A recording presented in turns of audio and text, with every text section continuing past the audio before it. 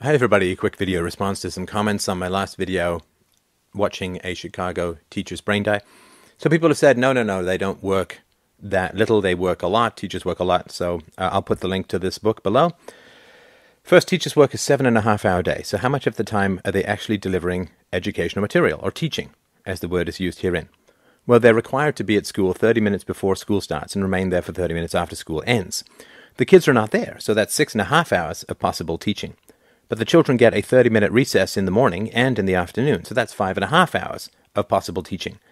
But there's a 1-hour lunch break where the children get another recess after eating, so that's 4.5 hours of possible teaching. But the children take a 30-minute class in music, PE, or the library each day, so that leaves 4 hours of possible teaching.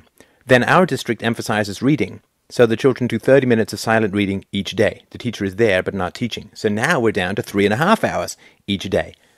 I take away another 30 minutes in the morning when the children are putting away their backpacks and sitting down, getting organized. The teacher is taking attendance, doing the lunch count, collecting homework, and the morning announcements are taking place. The Pledge of Allegiance, and in the afternoon, when the children are cleaning up the classroom, collecting their books and papers, putting on their jackets and backpacks before being dismissed. Now we're down to 3 hours of teaching a day. Add to this the 5 minutes here and there when the kids are getting in line to go to recess, music, PE, or library, and lunch and being marched to their destination by the teacher.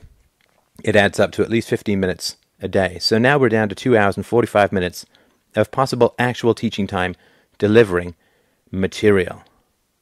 So out of a 7.5-hour workday, the teacher is actually delivering material to the students for less than 3 hours. And then, of course, the teaching has become a part-time job. They get all national holidays off, plus a few personal holidays, plus a long Thanksgiving, Christmas, spring break. They're off for 3 months in the summer while receiving a nice salary and health care and retirement benefits, sick leave, and they wear casual dress to work with little or no supervision, and they're expected to work independently.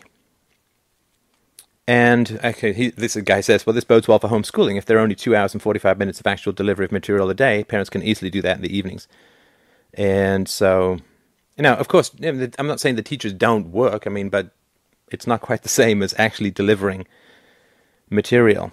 So this guy says, I wish to point out that teachers do work all day long, even getting kids organized in the morning is work. Then there are papers to grade and worksheets to make up.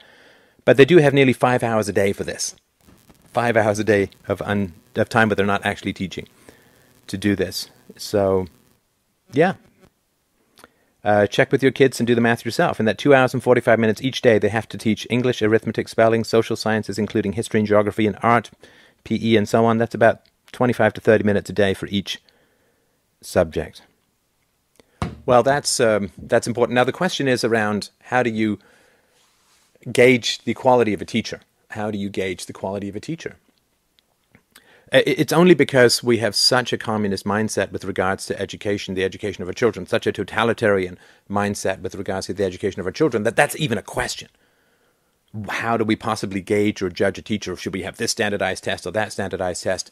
Well, that's all complete nonsense. It's complete madness. And it's very simple. How do we gauge the success of a movie? By its receipts. How do we gauge whether a singer is successful? Can he sell or she sell records and tickets? It's not really that hard. How do we judge whether a designer's spring line is successful? Do they actually sell? It's not hard. The free market gauges quality as relative to consumer preferences. It gauges quality very easily. There's no need for standardized tests. There's no need for big reviews. There's no need for disciplinary boards. No need for any of that stuff. All that has to happen is parents have to voluntarily and have their taxes reduced by about $10,000 a year, because that's what they're paying to send their kids to public schools. $10,000 to $15,000 a year, have their taxes reduced by some equivalent amount, and then they can go and do whatever they want with their educational dollars. They can homeschool, they can unschool, they can pool together with their community, they can send them to schools wherever they like. We could question the whole paradigm of education for children as it's currently understood. And then we wouldn't need to worry about that. We wouldn't need to worry about the quality of teachers or how you gauge the success of a teacher, because the great teachers would be those who could command the most money. And they would teach that way.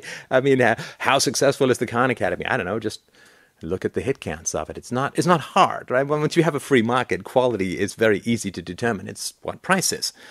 So that, I think, is really important to understand. Because we're so stuck in this mentality of forcing people at gunpoint to pay for education that's mired in a 18th century farming paradigm, where what is called progress in 150 years is going from having a teacher teach rows of children with a blackboard to having a teacher teach rows of children that now it has become a whiteboard. That flip of color is 150 years of progress compared to everything else under the sun. So, of course, the teachers' union is going to resist any teachers getting fired, because that will, if the teachers get fired, then the teachers who get fired will tend to be the most expensive and least efficient ones. They obviously want to keep their jobs. If the teachers get fired, the most expensive teachers will be the ones that get fired first if they are the least efficient. And that's less money for the union. I mean, the union makes more money off people making $70,000 a year than it makes off people making $40,000 a year, because there's a percentage of salary. So I understand. They just want to keep the deadbeats, the rich, expensive deadbeats around. That's natural. That's inevitable. There's no real way to avoid that kind of stuff. And finally, I mean, the quality of a teacher is not what happens in the classroom. I mean, fundamentally, look, if I said, listen, I'm a great nutritionist, come to me and I will give you carrots, and then you go home and you eat a Big Mac, I'm not a great nutritionist. The purpose of teaching is what happens outside the classroom, right? I'm not a good philosopher if you're watching my videos and then just go and do whatever you did before. I try to urge action and change in your life itself. A weight loss coach who just doesn't have a Big Mac in the room when she's giving you a consultation isn't a great person if you continue to gain weight.